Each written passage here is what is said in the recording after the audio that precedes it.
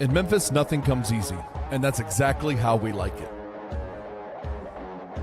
This is a city built on hustle, on heart, on grit. And at Carway, our rides are built the same way. Tough, reliable, ready for the grind. No games, no gimmicks, just Memphis-style service. Real, honest, and built on trust. Where grit meets grind, you meet your next ride. Carway, grit, grind, and pink Beetles.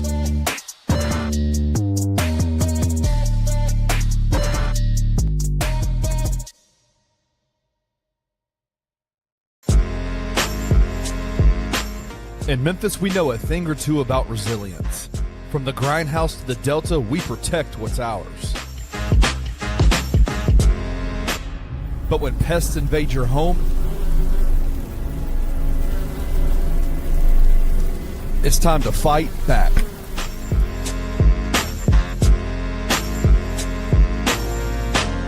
Grade A Pest knows how to handle what crawls, flies, and bites. With local experience and guaranteed results. I'm Reggie with Grade A Pest Control. We service the Memphis metro area. That also includes DeSoto and Fayette County as well. Grade A Pest has the entire Mid-South covered. So if bugs and pests put you to the test, let Grade A solve your problem.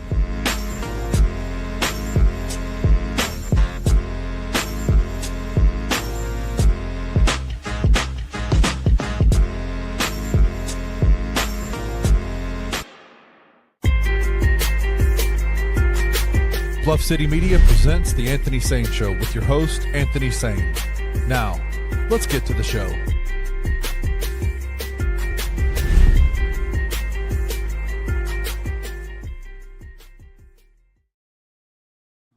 What's going on, everybody? Welcome to The Anthony Sain Show. This is, of course, your host, Anthony Sain. I'm joined by a very special guest, man, from the rosegardenreport.com website. This is my guy, Sean Hiken. He covers the Portland Trail Blazers. I reached out to a guy, Sean, you may not know him. His name is Eddie Perez. He covers the Portland Fire there in Portland, right?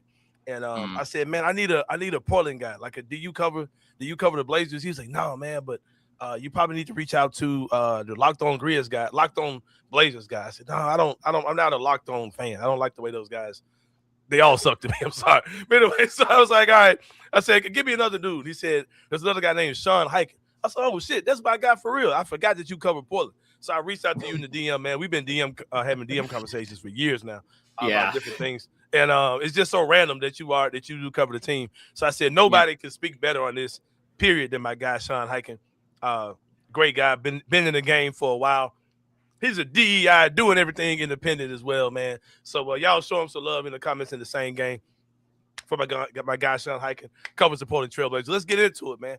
The news of the day, the news of the last few weeks here in Memphis has been the whole situation. The Ja Morant trade has been on the horizon forever. Let's talk about it, man. What were your initial thoughts when the news broke that Demetrius Jamel Morant was headed to the Rose Garden?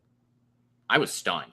Mm-hmm. Like, I did, and I mean, this is sort of a pattern with the Blazers over the last few years, is that whenever you hear something rumored about, like, oh, they're interested in this guy, that never happens. It's never even close to what happens. Because so, like, the whole last week before the Ja trade, everything was like, oh, they're going hard after Jaylen Brown. They're pursuing Jaylen. Like, they're the front runners for Jaylen Brown. They might trade 4 first-round picks for Jaylen. Like, as soon as the noise got out there that loudly about it, I started thinking, you know what, if it's this loud, that means it's probably not going to happen. Because if you look at the last, few years of like big trades that the Blazers have made, the Anthony Simons Drew Holiday trade last year, nobody really saw that coming. That wasn't on anybody's radar. The Denny Avdia trade the year before that with Washington, that was completely out of the blue. And even the summer of 2023, when everybody spent that whole summer knowing that they had to trade Dame, nobody knew that Milwaukee was even a possibility until Woj had the tweet that was where he was getting traded to. So they do stuff completely off the radar. And so, I was kind of thinking about, over the last few weeks, I've been kind of thinking about, like, okay, if it's not Giannis, it's not Jaylen Brown, who are like some of the guys that these guys might try to go after as far as trade stuff. And, you're thinking about guys like Trey Murphy, because, that fits a need, kind of like a 3-point shooting wing, forward type of guy. Ja was not really on my radar at all, because I just was like, I would never have even considered it, because they just, we're going to get into this, I'm sure, with the fit, but they just have so many guards and so many high usage guards. And it's just like, it does. And like their biggest roster need right now, and still is 3-point shooting, which is not, Ja's game at all. So that was just not something I would have even thought about as a possibility. So that was one of those ones where like you get the Shams notification and you have to like do some extra like double checking to make sure that it's not fake or that it wasn't hacked or something, because it was just so far off the radar. But then when I thought about it for a couple of minutes, I realized that this makes perfect sense as something that Tom Dundon, the new owner of the Blazers, you might have heard about him. Oh yeah, for sure. This is exactly the kind of thing that he would do, because his entire thing, like going back to, he made his money in subprime auto lending. He bought the Carolina Hurricanes when they were like a joke of a franchise about 8 years ago. And then he's kind of rehabbed them and rebuilt them. His whole thing is distressed assets, that he's just like, I'm going to buy low on something that has a lot of upside and then try to rehab it. And so that just made me kind of go, okay, this is exactly in line with that type of move, because it's like, I don't think Ja is a great on-court fit. Obviously, whatever the off-court stuff has been over the last few years with him has been what it is. It's maybe like somebody that has, the kind of talent that we saw Ja have earlier in his career before all the injuries, that's only going to be 27 at the start of next season, and you can get him basically for free, and you don't have to give up any picks. You just have to give up 2 players and contracts that were like not going to be part of your long-term plans. And I can totally see why that would be something that the new ownership group would be like, okay, this is a high upside, buy low, play, and then we'll figure out the basketball fit later. So that's kind of the way, that's the way it makes sense to me. Yeah, like I said, when I first saw the deal, I was like, okay, this doesn't make any sense. And then they were like, well, everybody's like, well, Portland's also gearing up they've got all the pieces to go get Jaylen Brown. I was like, okay, well, that makes sense, because they could be John Finney, Jaylen Brown, you're looking good. You move off of Jrue Holiday, you move off of Scoot Henderson, and like you got some stuff, you got a nice little piece there putting together. But now I'm back to the drawing board, like, okay, so what are y'all doing? Like, I know you're not. You and me both, man.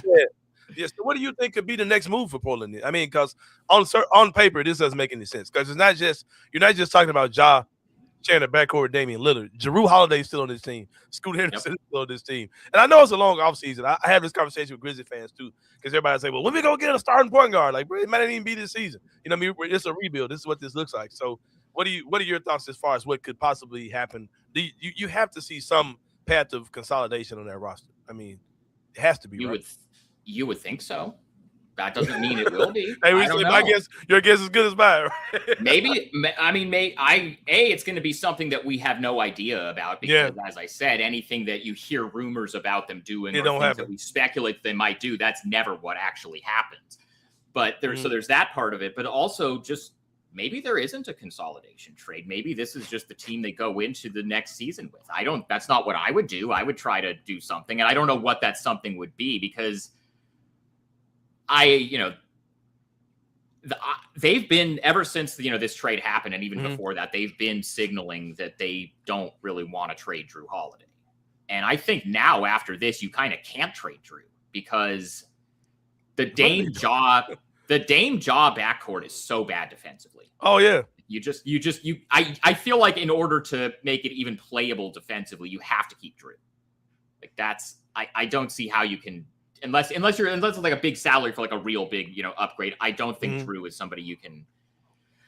I don't know who you can't play all three at the same time, right? Well, what I would say to that, I had the same thought, reflexively for the first few days after the trade, and then the other, the thing that kind of made me think, okay, maybe you actually can have all 4 of them, because you got to throw Scoot in here too. None of those 4 guys, I think, are going to play 82 games or even close to it. Because Ja has had, I don't know what his health status is right now. Hopefully, after he's had all this time off, maybe he's going to be good going into the season health-wise. But he's missed a lot of games over the last few years. Jrue Holiday is 35 and missed about 2 months this last year with calf stuff. Dame is 36, coming off missing a whole season with a torn Achilles. So he's going to, they're going to probably want to manage him a little bit coming back from the injury. Scoot has had he missed like the first 50 games of this year with a hamstring injury. I kind of think the minutes and the starting roles and stuff are going to work themselves out, just because I don't think any of these 4 guys are going to be available for 82 games. So you're going to be able to kind of mix and match that way. If I had to identify one of these guys that like, I think if they can find a trade for, you kind of have to do to kind of open some stuff up. I think actually the one that I would, if this were, and this is just, I'm just being clear, this is my opinion. This is not any kind of reporting or intel that this is who they're shopping or whatever. I don't want to get aggregated, but Shaden Sharp is the one to me that I'm just not sure where he fits. Yeah. All right. So am I over assuming, I don't even know if that's a word. Am I over assuming that Damian Lillard is coming in like, Dame time is back. I'm back home. Yep. This is my team. Yeah. He's thinking it. That's what you think. Oh yeah. If you ask Dame, I haven't talked to Dame in a couple months, but he is acting and talking as though prime Damian Lillard is going to be back. Like he's been, he's going to have, by the time he actually plays again, because he got injured in April of last year in the playoffs with Milwaukee. He didn't play at all this season. It will have been 18 months since he's had off to rehab and recover. And in his mind, he's looking at it like, because remember, that's about how long Kevin Durant missed with the Achilles when he hurt it in the finals, and then he missed that whole next season. And then he came back for Brooklyn the following year and looked pretty much like Kevin Durant. After that, I think Dame is thinking, I had this much time off, I'm going to be back to Dame. And apparently, I haven't seen it myself in person, but apparently he's been just killing people in workouts. So in Dame's mind, Dame is back to Dame.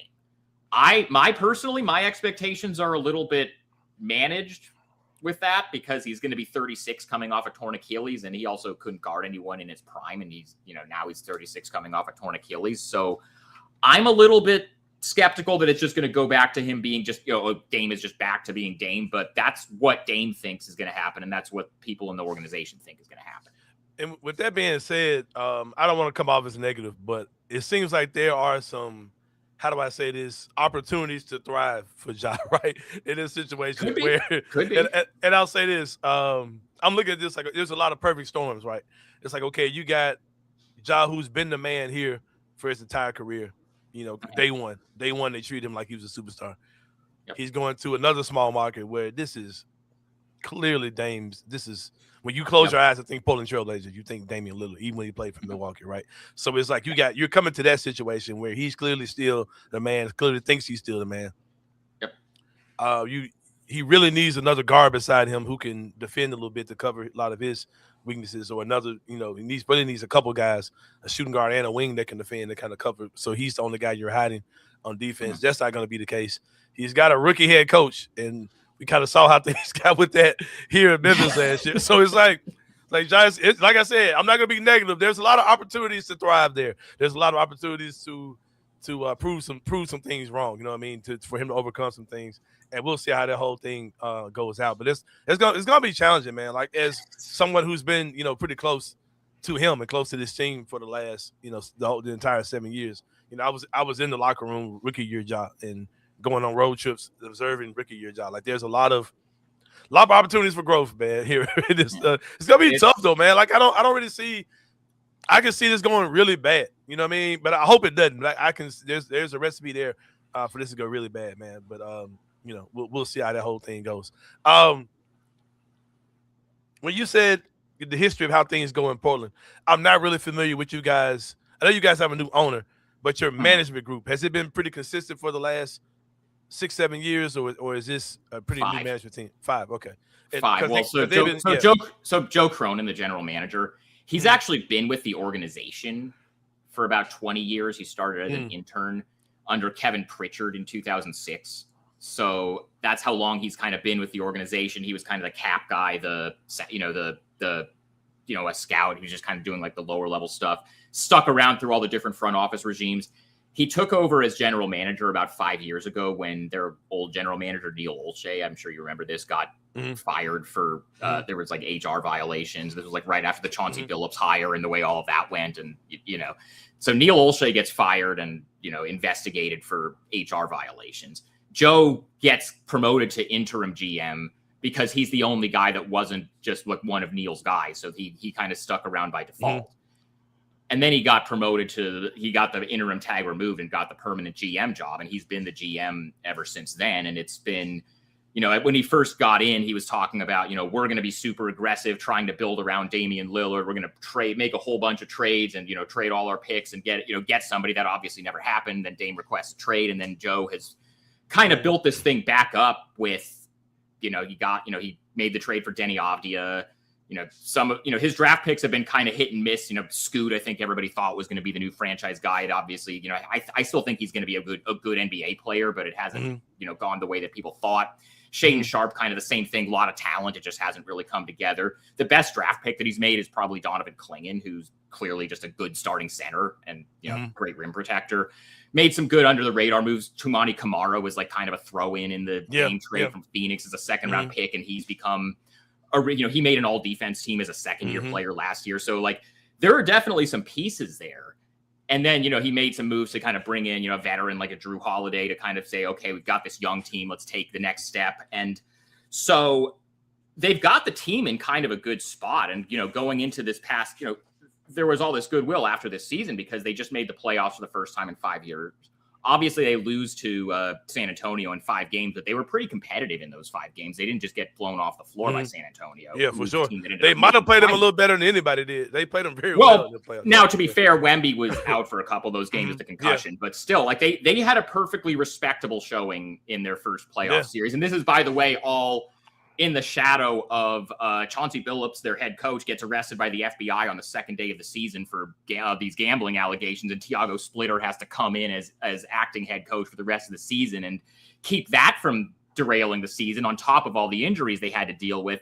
So they were in a pretty good spot coming out of this season. And then it's just been kind of weird since the season ended and some of the offseason stuff because there's been all this stuff with ownership and the stuff during the playoffs about like not having the two-way players travel in the playoffs, just kind of cost-cutting stuff that the owner made headlines for. And then the way they handled the coaching search where they were like openly talking to other candidates while Tiago had the team in the playoffs, and then Micah Nori, who they just hired as their head coach, everybody thinks is going to be really good, and I think he's going to be really good, but the contract that they gave him was like the thing that was making headlines. And then they make this move for Ja, who obviously, when he's healthy and when he's himself is one of the most talented and exciting players in the league. But he hasn't really been that. He hasn't really been that guy for 3 years because of the injuries and because of, whatever the dynamic or like he doesn't like the coach or whatever, like all these different things going on in Memphis. He hasn't been that guy in about 3 or 4 years, even putting the off-court stuff aside. And as we've talked about, I just don't really know how the basketball fit is going to go because I think, all the reporting that's come out has been that they envision Dame and Ja starting together in the backcourt. I don't see how that works at all defensively. Like I mean, as you just said, like you got Dame 36 coming off a torn Achilles. I think you have to start Dame just because nobody else on the team can shoot. So you have to have somebody in the starting lineup that can shoot. And so I think you have to have Drew as the other starting guard just to make it playable defensively. So you don't just kill Tumani Kamara by having to do everything on the wing on that end. But you just traded for Ja. They're talking all this stuff about how like, we're going to get him back to the best version of Ja. He's making $40 million a year. You've got a head coach who's never been a head coach and is on this kind of 1 year prove it contract. Is he going to have the political capital to go to Ja and say, hey, you're coming off the bench? Or can he convince Dame to do that? Because I don't think Dame is really envisioning himself coming off the bench, but you can't play them both together because it's just not going to work at all defensively. And you've got Scoots. Like, it's going to be really, like you said, I think there's a lot of talent here with all these different guys and all these pieces. And if everything goes exactly right, I think this team could be pretty good. But I see a lot of potential for this thing to go off the rails also. Yeah. Real quick, final question as far as the John Morant thing goes. What has been the public perception of this? Because to me, it feels like, okay, we saw this Portland team finally get back over the hump, get into the playoffs with this rendition of the team. This Denny Avdia-led team or whatever, these young guys. They made the playoffs, had a good series with Portland. It seems like you're just, okay, so what are y'all doing? It seems like y'all are uprooting a good thing, right? So what has been the perception of the fan base? Because I cut on YouTube and I see all these like weird, like rage baity things where everybody, just stuff. Trying to put the Jailblazers thing back into it. Yeah. I'm saying all this. I've seen these people chasing the algorithm. I don't take any of those things serious. I don't get into that stuff. Yeah, what do the fans think about this trade and just what the Blazers look like going forward? So I haven't seen a lot of backlash to it from like the off-court stuff, as you might worry that there would be. I think if they had traded for somebody like Miles Bridges, who has like a domestic violence thing or something that's really serious like that, I think there would have been a lot more of a serious backlash to it from that standpoint. I think a lot of fans are where I am on it, which is that, you know, the off-court stuff is whatever, and he'll probably be fine. It's a new situation. You got Dame or Drew around. That's going to probably be good for him, whatever. Like that stuff I'm not worried about. A lot of people, I think, just are just like I am and just like you are, confused about the basketball fit and how that part of it is going to work, and also wondering, and you obviously watched the Grizzlies this year more than I did, but what, you know, what little Ja not much more play, what little Ja did play, from my outside perception, even putting aside, you know, the suspensions and whatever else with the injuries, he just has physically not been the same guy for the last few years. So it's like, if you're getting it, so that's just going to be the thing that's like, I think a lot of people are wondering, what Ja Morant are they going to be getting? Is he going to be fully healthy, and is he going to be back to the guy that he was 4 or 5 years ago, where he was like dunking all over everybody and he was like the most exciting player in the NBA to watch? Or are they going to get a version of him that's kind of closer to maybe later career Derrick Rose, where it's like he's still a good player and he can still put up numbers, but it's just he doesn't have that same explosiveness and it's just not the same guy that he was. Like, I think a lot of people are just wondering which way that's going to go, and it could go either one of those ways. I don't know how healthy he is. I don't know what he is physically, and even putting aside the fit stuff, it's just there's a lot of questions about it, I think, from a basketball standpoint. And I think from the fans I've talked to, they're less worried about the off-court stuff or whatever that part of it is than I don't think there's anything, bro. That's I tend to agree. I tend to think, okay, like if I were advising somebody, I probably would have told them not to pull out a gun on Instagram a second time after you've already been suspended for it the first time. Like, that's just not something I do. But that type of stuff is very like, okay, he like has to, you know, he has to kind of make better decisions, but that's just like a he needs to grow up type of thing, as opposed to like he's actually a bad guy type of thing. So I think most people understand that as far as that goes. And me personally, I'm not really worried about that at all. But the on-court part of it is the part where I'm just like, I don't know about this. Yeah. Ja's got this thing where if I was to tell anybody on the outside looking in, like, how to feel about Ja, the off-court like gun incident, like, oh, that's nothing at this point of his career, this point of his maturity. That's nothing in my opinion. But Ja has this thing that's kind of, it's not really off court, but it's not particularly on court too. Ja's just hella difficult to deal with. Like he's hell of a problem. Like he's just, it's one of those things where you question, is the juice worth the squeeze. If he was still 2021, 22 Ja, the things about Ja you would expect and you would get used to him, right? You would be fine with him. But the point of where he is, especially his availability, it makes it hella hard to deal with him at this point of what he is. But like I said, I think he'll be fine as far as off the court stuff. I know he will. It won't be much as far as that. So you guys are gonna get you're probably gonna get the best version of him, probably physically and mentally, that's been available. You know, in the last 3 years, he probably kind of realizes that, like, you know, even though it was like in the best interest of both him and the Grizzlies to, you know, move on and, you know, whatever, he saw what he got traded for. Yeah. Stars, like guys of his level and his stature, don't get traded for literally just matching salary and no assets. Yeah, I think I have to think, and you know the guy better than I do. You know how he would, you know, react to something like that. I'm sure he saw that. And when you get traded for something like that type of package, that's like not even really a package. They just wanted to get somebody to take him off their hands, and whatever. He's going to look at that and he might say, you know, this is how the league views me now. This is what I have. And, you know, this is what I have to do now going forward to make the league not view me like that anymore. So I could see him being, you know, motivated to just be like, okay, I'm just going to be absolutely, you know, on my best behavior, whatever. And it goes really well. I just, you know, I just hope he is good. And I don't know physically where he's at. I just hope he's not over motivated. Like, I got to go out here and score 30 and Dame's in my way. I got to, like, just go relax, fit in and do your thing. You'll probably get traded again. You got your contract over in 2 years. Make yourself a great free agent. Just focus on being a great player and a great free agent, staying healthy. He'll be fine. Let's transition over to the other gentleman that was involved in the deal, The Murray brother is involved. Don't know too much about the brother. Don't think I'll ever get a chance to. I doubt he's going to be a part of the Grizzlies roster when this thing starts. Probably Best wishes to him. But let's talk Jeremy Grant. Jeremy Grant is a guy that I've been a fan of. I've been intrigued by his game for a long time. I've wanted him on this Grizzlies team for a while. Not under these conditions, of course, but I've wanted him to be a part of what we do for a long time. Quick questions about Jeremy Grant. Okay. What is his demeanor? Because I've heard so many different things about him. I know he's kind of spiritual and into the burning of the sage, and those things can rub people the wrong way in today's society. Don't rub me the wrong way. That's not how I get down, but I can accept brothers who own that type of vibe or whatever. What's his thing? Because I remember once he left Denver, he was a hot commodity. He was like, I'm not going to a team that don't have a black coach, and all the, I mean, I'm not mad. I mean, whatever. You know what I mean? He seems to be very pro-black, very socially conscious. Yep. It's very spiritual, all those type of things. Yeah. Why is it that he, and it's because I watched the press conference where they asked him, what do you think about coming off the bench? He was like, well, I don't really think about it. Like that was, you know what I mean? So what's his thing? Like it's coming to Memphis, media and fans, what should we expect from him?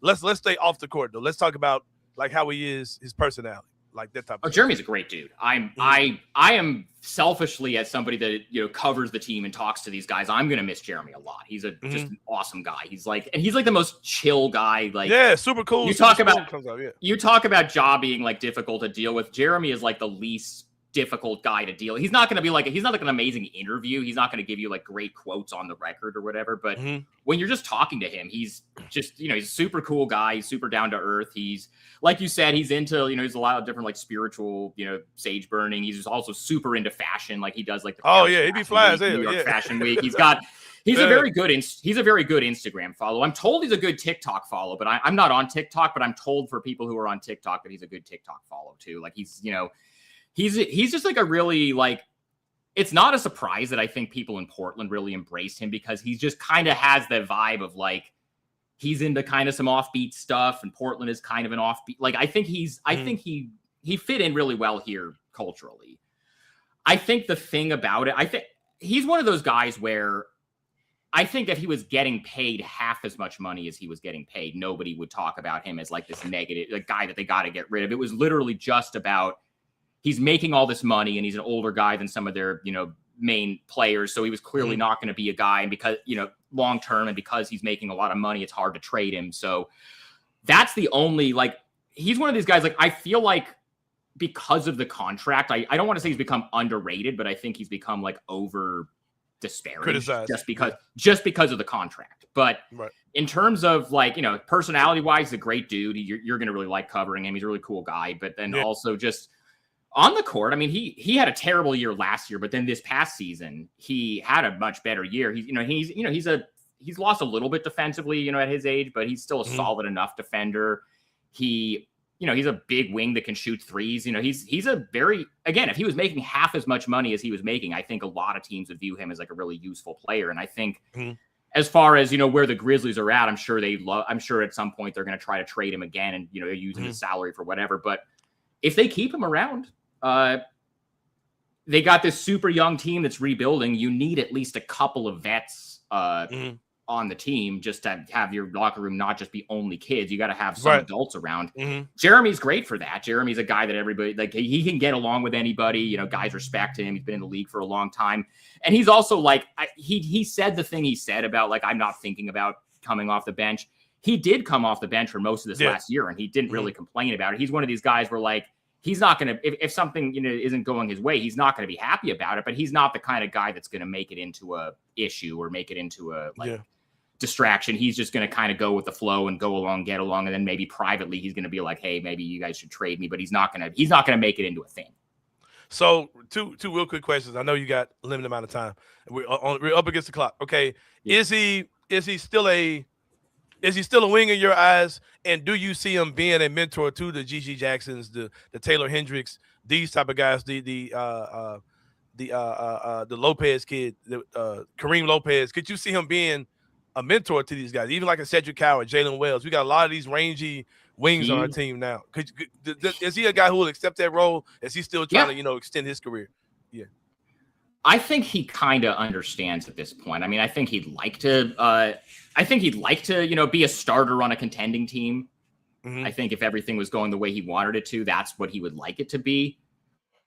But he's also not going to be somebody that's going to be like, oh, screw this. I'm not going to like help these young guys out. He got traded to Memphis. He's a smart guy. He knows what the Grizzlies are. He knows what they're doing.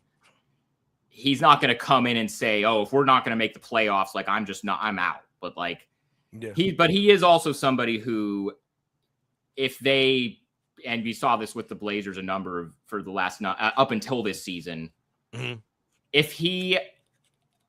If they're in the position where they're gonna, they're trying to go for the lottery or they're trying to, get a better pick, and they have to kind of, he suddenly has to come down with some kind of injury. Mm-hmm. He's very okay with that. He's not going to complain about that. He'll be like, yeah, my checks are clearing either way. He's like a work-life He's a pro. Balance He's king. a pro. He knows he's the game. Work-life balance king, obviously. But he's an NBA. He's the son of an NBA player, so he already. But no, Jeremy, you're gonna really like Jeremy as a dude. And when he does play, when he's on the court, he's a helpful player who will help you. He will help you win games.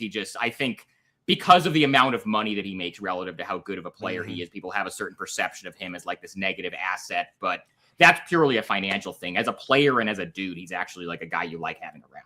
Yeah, for sure. Well, Sean, I appreciate you coming on, man. We got to do this more often. We got to check back in a couple times a year. Yeah. Man. This thing is going, Man. Absolutely. Now that you got, I'm sure you guys are going to be all keeping an eye on, what Jaw's doing. I'm going to be very interested. You and I are going to have to talk more off air because I need the roadmap for how to cover Ja Morant. Hey, it's you ever been riding down the street and they did construction and you don't know about it and the GPS don't know either? I'm going into it with an open mind. I'm just but I need to I'm gonna need to kind of be pointed in whatever direction I need to be pointed in for like all that stuff. So you and I will definitely connect. It's all good, man. It's all good. It's my man Sean Hiker, man. Give him a follow on Twitter. This is my guy, man. We're about to take a break. When we come back, it's gonna be more of the Anthony Sain show to come. Give me a second. I gotta find my stuff, man. They got me running solo. I'm running my own stuff this week, man. So give me a second. All right, we'll see y'all in a minute. We're about to take a break. Sean, appreciate you, brother. We'll see you next time.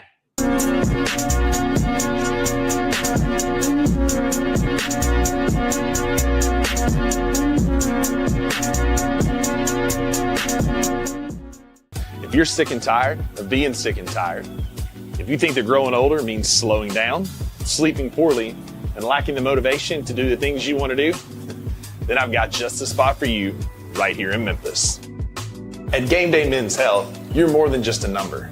You're a partner in your health journey.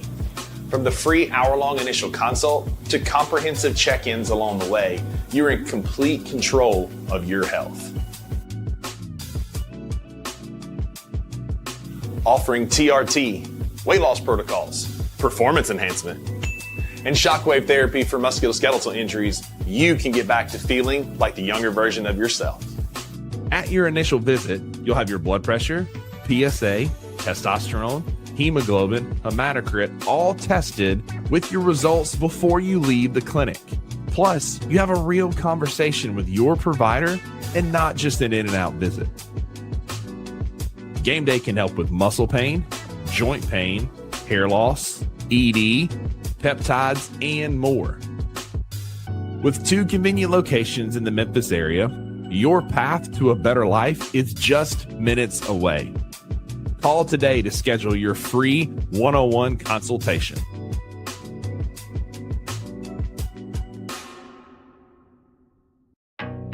Some dreams don't just come true, they come with 4 paws. At Puppy Dreams, we match loving families with happy, healthy puppies. From playful companions to lifelong best friends, your perfect match is waiting. And with our professional grooming spa, your pup will look as amazing as they feel. Visit Puppy Dreams today and meet the one who's been waiting just for you.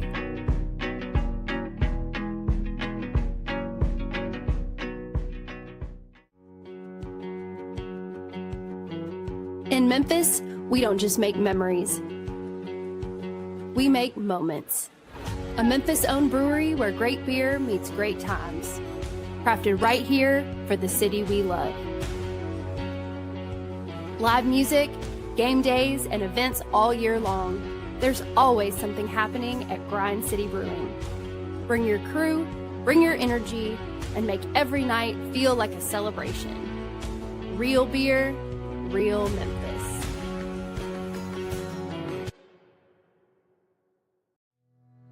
Tired of the same old fast food? The soggy fries, the frozen flavors, the meals that never quite hit right.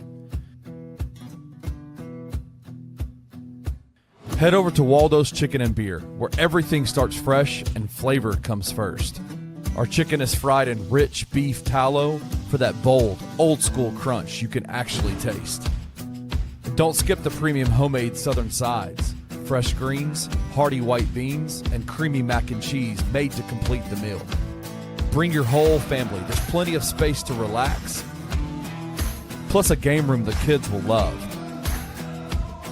Catch the game on big screens, grab a drink at the full bar, and enjoy happy hour specials every day from 3 to 6, all day on Tuesday and Sunday.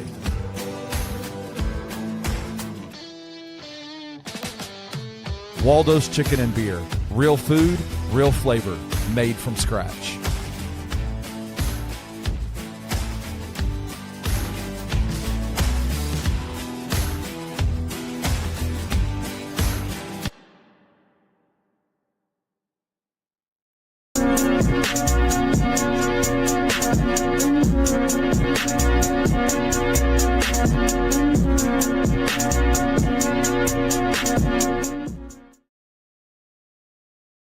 All right, y'all. Welcome back to the Anthony Sain Show, man.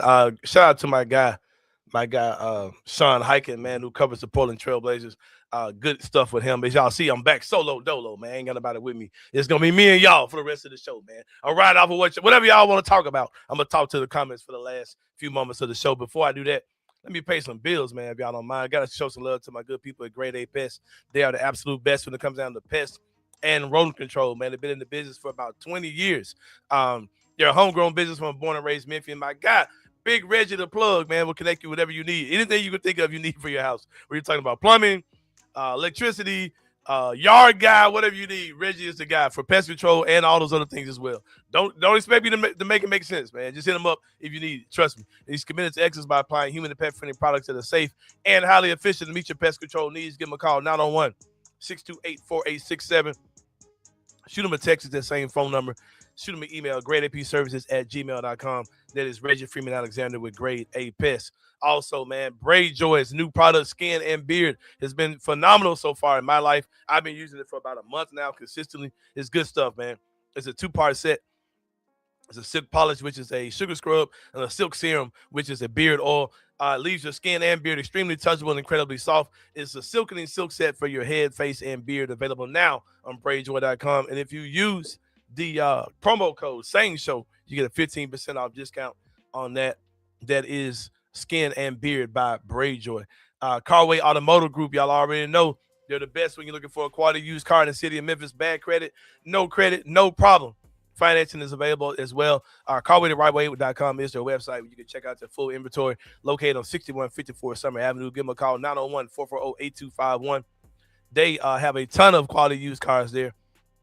If you're a Barbie fan, man, you got to get the official Barbie Dream Car. This is the only place in the world you can get it. The pink Volkswagen Beetles are available at Carway. Get with them today. That is Carway Automotive Group, man. Be like Scottie Pippen Jr., be like Zaire Williams, be like me. Get your car from Carway Automotive Group. Waldo's Chicken and Beer is out there in the same area. A little bit ain't too far from out there at Carway as well. They got a made-from-scratch kitchen. Nothing's frozen. All fresh foods. A great spot for families because of their game room, their full bar and TVs for the full family experience. All their fried food is fried in beef tallow instead of oil. They got premium southern sides like white beans, greens, macaroni and cheese. Awesome sides. They have happy hour drink specials all day on Tuesday and Sunday. Every day from 3 to 6. Located 2200 North Germantown Parkway. Give them a call, 901-716-0032. They're open Sunday through Thursday from 11 to 9. Friday through Saturday from 11 to 10. That is Waldo's Chicken and Beer. Go get with them. Today, man, get with them for sure. It's really good stuff. If you're trying to add a new member to your family, what better place than Puppy Dreams, man? Because puppies make life better. They're a lot easier to deal with than a kid. Trust me, if you look at add a new member to your family. Actual puppies, they got actual puppies in a recent model showroom to choose from and get to know before purchasing. They got a full service grooming salon inside as well. They got a 1-year warranty, and financing is available on every puppy purchase. All puppies come from USDA certified breeders. Give them a call, 901-763-8523. Let them know you're on the way. They're located 1740 North Germantown Parkway, open Monday through Saturday from 10 to 7. PuppyDreamsMemphis.com is the website where you can check out everything they've got there as well. My guy, Antonio Jones, the master definition, keeps me in the game. Over 30 years in the barbering industry. It's a clean, family-friendly environment, natural and enhanced style, superior grooming for men, women, and children. Book him today. Let him know you heard about him on the Anthony Sain Show. You'll get a discount on your first visit. He's got snacks, water, juice, all those things for every time you come out and check it out. Just a super professional, clean environment with Antonio Jones, the master definition. Book him today. Also, got to show love to our newest sponsor, Paradise Cafe, man. They've been around for a long time in the city of Memphis, since 2001. Y'all funny, bro. Since 2001, they've been a family tradition, man. They're family owned and operated, located in the Regalia Center. They got hand-picked fresh fruits and veggies every day. They're sure the highest quality. Their homemade soups might be the best in the city, man. Come out and have lunch with them today. Give them a call, 901-821-9600. They can have your order ready when you get there. If you're trying to do the lunch thing at work, they can have you ready, man, when you pull up. They got amazing personal customer service. Hey, you might walk in as a stranger, but you leave out as family, man. Hey, that's a slogan I gave these folks, man. I got to give them a call. Let them know. I gave them a free slogan, man. Get with them. Paradise Cafe. Look out for that lunchbox special, man. Half a sandwich, bowl of fruit, frozen yogurt, $11.99. Good stuff at Paradise Cafe. But let's get back to it, man. I'm going to read y'all comments, see what y'all think. Let's start off, of course. The Memphis Grizzlies had a Summer League game last night. Y'all saw that joint. Prime Summer League basketball last night between Cam Boozer and Darren Peterson, man. Darren Peterson, this entire draft process, I've said he's the best player in the draft to me. We are yet to see A.J. DeBanster. In my opinion, Cameron, I don't care what he does. I don't think there's much that A.J. DeBanster can do that'll make me think he's a better prospect coming to this thing than Darren Peterson. Not too long ago, the people were calling him DMP, man. They were saying they don't think this guy's focused on basketball. Now he's out there looking like Kobe Bryant. And ain't nobody got nothing to say, none of that shit to say again, man. He's a phenomenal player. I want you guys' thoughts. I'm going to go back in the comments. Keep dropping your thoughts in there, especially your thoughts about the game last night. I think that Cam Boozer looked incredible last night as well. I think my guy Kenny working in the shadows, man. Let's all talk about how awesome Peterson and Boozer would be for the next decade. The fact that Cam Boozer came out of that game with 18 points, and it felt so effortless, man. Both of these guys, like the numbers they put up and the amount of minutes they played, not really like, cause we've seen Summer League basketball where guys are just out there just doing shit, taking over the game. These guys both are playing within the flow of the system. It looked absolutely great. And I said this, and I said this during the pre-draft process. I was like, okay, Cam Boozer is going to be a 20-10 guy his rookie year. And I was like, hey, I don't know about that. I feel like I'm stepping out there a little bit. I don't think I'm stepping out there now, man. I feel like Cam Boozer will be a 20-10 player his rookie year when he starts becoming more the focus of what we do. More of a focus on the offense. I've seen people talking about that these guys, if that's how they're going to use Cam Boozer, they're not using to the best of his ability, bro. This is Summer League, bro. He's out there playing with dudes who are fighting for their lives. they're not trying to get him going, right? So Cam Boozer is going to be much better. He's going to be much better once he gets things going. And yeah, my guy said the DP is better than Ja right now. He's hella good, man. And I my thing was, if Utah took Cam Boozer, which they clearly weren't, they were going to take Darren Peterson the whole time. If they took Boozer and we end up with Peterson, I was like, our fans are going to move on from Ja quickly when they see how good this dude is. Because I know he's hella good, man. He was, fantastic for sure.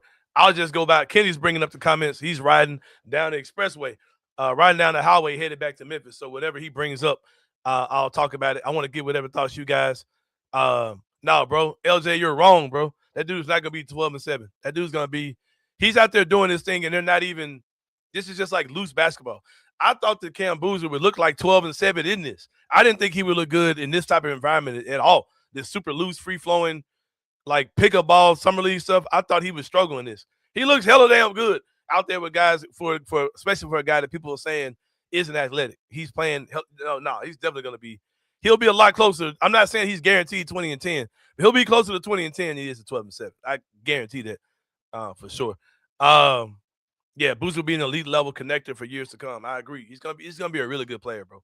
He's going to be really freaking good. What are your thoughts? What are your thoughts on what you're seeing so far? Cedric Coward, I think, just doing the most, man. I was talking to the crew today. I think for Cedric Coward, I think that he's going to be an OG Anunoby type player. I've never bought in really that he's going to be this like the best player on the team, or that's even what they envision him being. I think he's going to be. I think the best thing for Cedric Coward is for there to be two clear guys better than him, and he's a very dangerous number 3 that teams really don't know what to do with. For example, like an OG Anunoby type guy. You know what I mean? If we look up in 2 or 3 years and Boozer's number 1 and Edie's number 2 or vice versa, whatever, and you know, Cedric Coward's your number 3, I think that's a win. I think he's definitely a bag of tools. He's a hell of a good defender, all those type of things.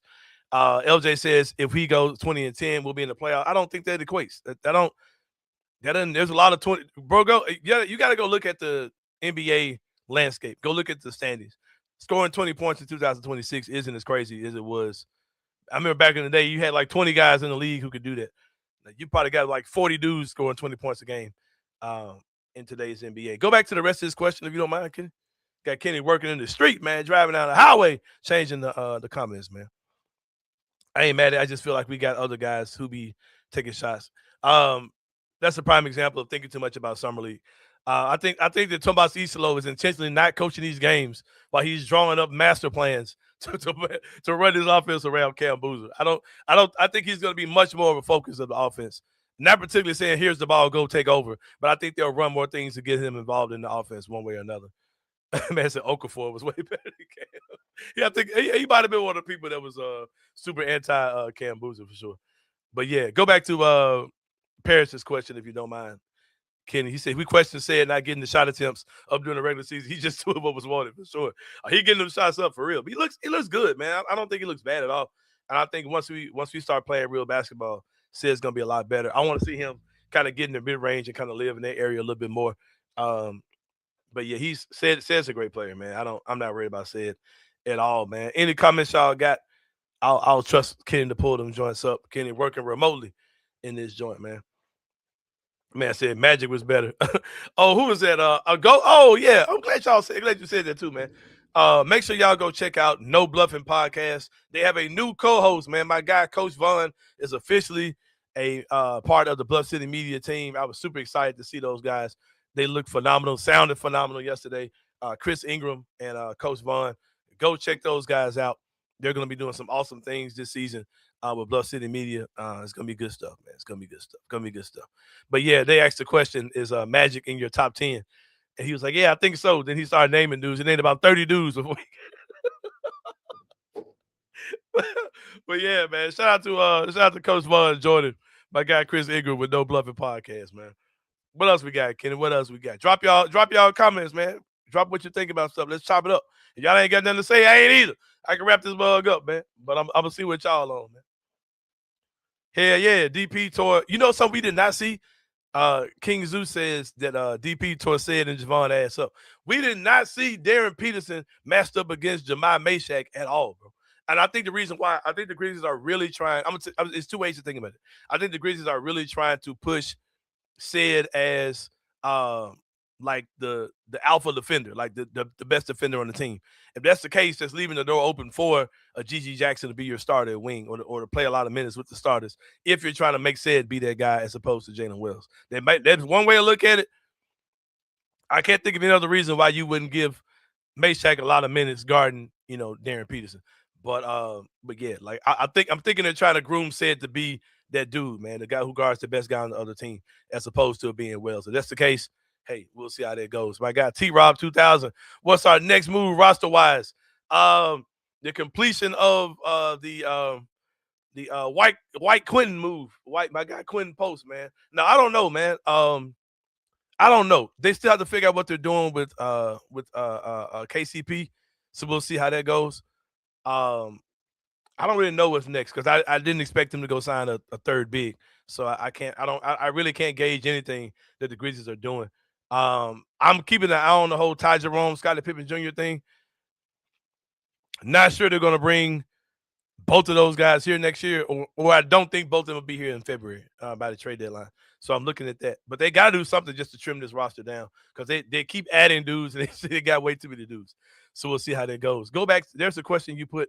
Somebody said, I agree about I'm worried about Coward or something. I'm worried about Coward in his most recent summer league appearances. Zaire averaged 15 and 7, 4 assists a game during this stint with the you talking about summer league? Yeah, I don't care about nothing really I'm seeing with said other than effort. If he was out there looking ass, I would be concerned. I don't really care about that. I'm not like I said yesterday, I kind of like seeing when teams like what the Lakers are doing with the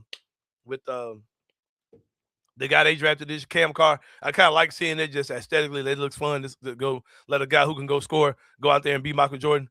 But I also don't mind what the Grizzlies are doing too, running things a little more structured where you're not just saying, "Hey, Cam Boozer, go out there and score 40." Like I kind of like that too. So I don't really care about what I'm seeing with it. LJ again says, "I'm not saying that Boozer argument was arguable, but Meshack's so damn sorry." That bro, you talking about?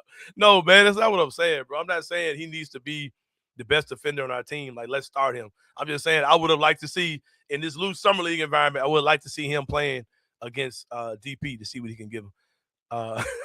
Man said because his uniform ain't got no swag. Hey, neither does the DP, man. He ain't got nothing. Oh yeah, shout out to my man Jamal Meshack, man, for the volleyball donation. Donated I don't know if you guys saw this tweet yesterday, but he made a donation to me and my wife's nonprofit organization, Memphis Magic Volleyball. Check us out, Memphis Magic VBI.org. Volleyball Institute is what VBI stands for. Memphis Magic VBI.org. He went on the website and made a donation, and it was awesome. He donated a pack of knee pads, a pack of volleyballs, and a pack of and a wagon, like a toting cart. That has been awesome because when we go to these events, when we have our clinics, have to tote this 5-gallon water jug and a sound speaker at the same time. And I'm able to load everything up and ride it in there. Ain't got to tote it. And we were able to give girls knee pads the last 2 weeks for free. Their parents weren't able to have knee pads, or they just simply forgot them. We were able to give out knee pads for the first time, and it was awesome. That was all thanks to Jemai Meshack. Omax and Gigi fighting for the same roster spot. I think Gigi is ahead of the pecking order than Omax is. Only one of these guys are playing summer league basketball right now. I think Gigi's pretty solidified. I would not be surprised if Gigi's starting, and if he's not starting, I don't think I'm kind of at the point where if Gigi doesn't start, he's not starting behind Jeremy Grant and not behind Jalen Wells. I think that with the lineup we got now, with the roster we have now, both Cedric Coward and Jalen Wells can be your shooting guards in this rotation, where Cedric's your starter, Jalen's coming out the back at the 2, coming out the bench at the 2. I like that situation. And then you can have Jeremy Grant starting with Gigi backing him up. And I think you can do some really dynamic things that way if that's how your lineup looks. And I think that's kind of why we saw Ced being the primary defender yesterday as well. I mean, for the last 2 games as well. Thoughts on Small? Don't get me started, man. The future just some dude in between eras. Hey, y'all go get on me about this one, bro. Y'all go get on me about this one. I think that Javon Small is a high-level guard in the NBA. I think that's what his potential could be, whether that's here in Memphis Grizzlies or on another team. But would I be surprised if Javon Small is like a Davion Mitchell type guy who kind of hangs around the league, and then you look up and now he's a starting point guard in the NBA? I would not be surprised. Could he be that guy for the Grizzlies? I don't know. I've seen guys who've been drafted lower than him do well. I don't know where Jalen Brunson was drafted, but he's a prime example of a guy that was taken in the second round. It's been a really good franchise, top 10, top 15 level player in the league, arguably. So I don't know what Javon is. I was at the point where I was like, okay, I don't really take this dude serious, but bro, he's doing some stuff that you need to take serious. And I think we'll be able to see this fall what he really is. But he's freaking good, man. My guy 92 Dom says, I've been in and out of this topic, but what is it that we need from the point guard position? I feel like people want a star, an elite level guy, but I don't think we really need. I'm with you, bro. I'm with you as well. I'm seeing fans mainly people who aren't coping well with the whole Ja Morant situation. And I'm not saying that as an insult. It's just kind of what it is. People who aren't taking the Ja situation well, they think that, well, okay, you trade Ja, you better have somebody coming in who can do Ja stuff, who can be Ja again, or can sell tickets, or can hype the fans up. And I don't think that's particularly what you have. I think if you bring your guard core as is, with Scottie Pippen Jr., with Ty Jerome, with Javon Small, with Cam Spencer, I think if those are your 4 guards, I think if those 4 guards on your lineup, you can have 2 of them. Your 2 choices are that are 2 really good guards. You know what I mean? And I think that you definitely can get through this year, if nothing else, and just kind of leave space and room. You still got that that trade exception. There's not many guys that can fit into that though. I think the only point guards that can fit into that trade exception that are in that range. I'm not talking about guys that are like less than $20 million. I think the only ones I can think of off top are not Dorian Finney-Smith, DeJounte Murray, and who was the other one, man? DeJounte Murray and there's one other guy. I can't think of his name. I looked this up not too long ago, but it's not many guys that can fit into that $29 million, but there's a lot more things that can do. Oh, Fred VanVleet is the guy. Yeah, Fred VanVleet actually is the other guy that can fit into that trade exception. I don't know. I don't know who it would be. I don't know what they would do. You got a whole nother season to get through. There are a lot of teams in the NBA that are going to realize, we ain't that good. Let's see if we can trade this guy to Memphis so we can rebuild. So we'll see how the whole thing goes. But any other questions y'all got? If not, I'm going to slide about this joint, man. It's on y'all, man. It's on y'all. My guy Chris Anthony says, I'd let Boozer handle the offensive load this season and see what kind of PG you need based on how that goes. That's kind of where I am too, man. Just start the season with the guys you got, because you got some good guys. My guy saying DeJounte makes more than the TPE. No, he doesn't. He makes like $28 million. I want to say he fits right into it. I might be wrong, bro. Double check me. My guy Jason Mitchell says, Sain, sell me some hope on us going to get DeJounte either before season or halfway. I can see it, bro. I can see it for sure. Another guy I would look into for the Grizzlies is what's the guy in Orlando? Jalen Suggs. I can see him being the type of guy that the Grizzlies go after, man. High level defender. He ain't much of a shooter, but I can see him being a guy. I can see the Grizzlies really focusing on having, because if let's say you get Suggs, right? And if Suggs is your point guard and Said is your 2, you could put Gigi out there, and your worst problem is a 6'9" wing who's your worst defender, like or Boozer maybe. But you could get if your backcourt is that strong defensively, you could get away with having Gigi and Boozer out there too, because Boozer ain't terrible on defense, and Gigi, he'll be the worst guy out there if that's the case, man. So yeah, I don't disagree that Tyrone Jerome is better than Suggs. I don't disagree. But I can see him being the type of guy that could be really good in his type of system, though, for sure. But yeah, dog. Yeah, it was a much better game last night than the World Cup, Paris, for sure. I definitely agree. I definitely agree that the Summer League game was better than that bullshit from the World Cup. But before I leave, man, speaking of World Cup, man, we got some FanDuel money for y'all today, man. We got some money for y'all, bro. Let me have that. Yeah, we got that.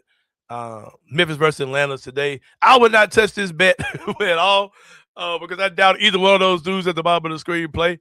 But if you think that Memphis is going to beat the point spread of -3.5, and if you think that I don't know what these numbers are. This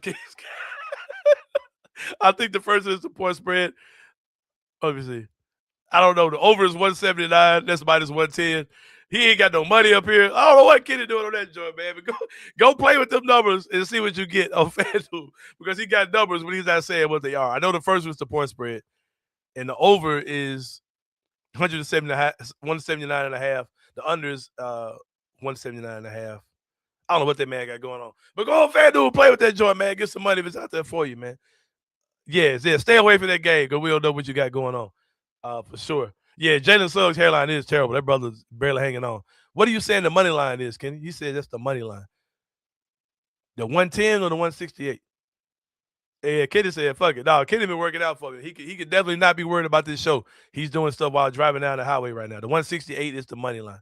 Okay, if you're saying Memphis is going to win, the odds are -168. He has no totals, but it's all good, man. Don't worry about it, man. You good. You good, man. Okay, my guy Paris says the Santi trade created another exception, and Stu will fit into that. Yeah, so there's still Paris. Double check me, right? Like if you want to get DeJounte Murray, he would fit into the original Jaren trade exception, right? If yeah, let me know. Let me know, man. Let me know. At the end of Vegas Summer League, what questions do y'all want answered? Open to the chat. I don't hold too much weight in Summer League, but I'm gonna partake. At the end of Vegas Summer League, what questions do y'all want answered? Oh, he's asking us. Asking me, I guess. Not much. Not much, bro. I've kind of seen all I needed to see. I don't have to see Taylor Hendricks anymore. I think I know what he's going to bring this year. I know what Said's going to do in a real environment. My only question I got is, can Waldo Clayton Jr., what are you going to look like in Summer League? Because he'll probably play in Vegas. Oh, and the kid, Kareem Lopez. I want to see what he looks like for sure, man. I've seen Boozer. I know he can play. I'm good, man. Like, once I see that, I'm good. Nothing else to see here, man. But, man, I think I made it through, man. Kenny's been on vacation for about a week, I believe. I've had different co-hosts. I produced myself. I think I got through this thing pretty well, man. I let Kenny know every time you go on break, remember I come in, I want to change shit all over the place once I start pushing buttons, man. I got the new logo as well. I hope y'all like the logo, all that kind of stuff. But I'm about to slide about this joint, man, for Kenny Stubblefield. Shout out to my guy, Sean Hiking, as well. Hope y'all enjoyed the interview with him. I saw somebody say getting more on the boots on the ground reporters. Definitely going to be doing that this offseason, man, to kind of, preview the season coming up with some of my buddies out here in this media world, man. It's good being a person who, people fool with you, man, and they'll come and rock with you on your show. That's a good feeling for sure. We're about to get about this joint, man. We'll see y'all tomorrow, man, and we out. Thank you for listening to the Anthony Sain Show. If you enjoyed this episode, leave a rating and a review wherever you download your podcasts. Also, like and subscribe to the Bluff City Media YouTube page. We'll see you back here next time.